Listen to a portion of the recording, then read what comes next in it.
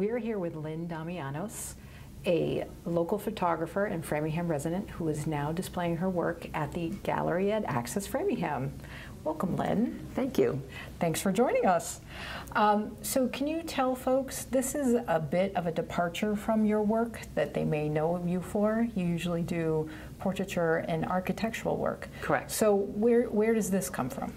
Well, in my, quote, spare time, I like to go out and do some meditative work, which involves looking for interesting shapes and paring down the clutter of our normal environment and seeing smaller sections of it, which may be very appealing in a geometric or abstract way.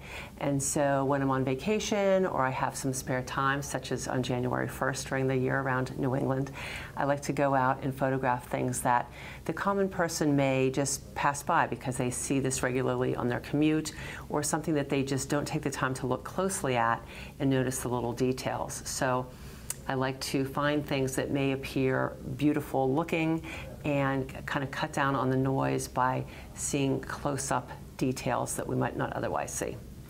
And what would you call the theme to this particular grouping?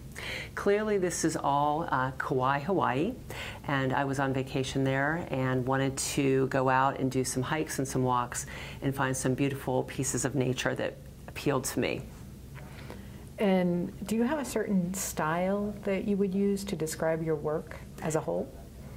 Well, for my fine art work that is displayed here, I call it naturescapes, and I have another series of the built environment, pieces of the built environment that I call buildingscapes.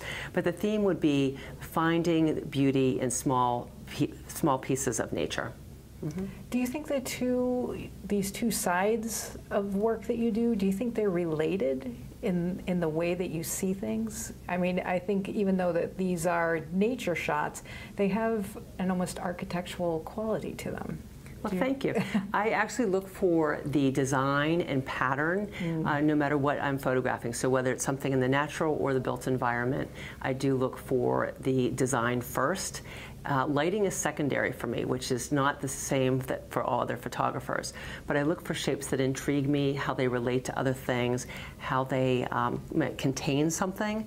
And so we're not seeing as much of the visual clutter that we might normally see in our everyday lives. Well, when I first was at this particular beach, I noticed all these tree roots right next to the beach, and it was unusual for me. I'd never seen anything like this. And I thought it was interesting, and when I looked closely, I noticed something moving around, and I realized that they were chickens.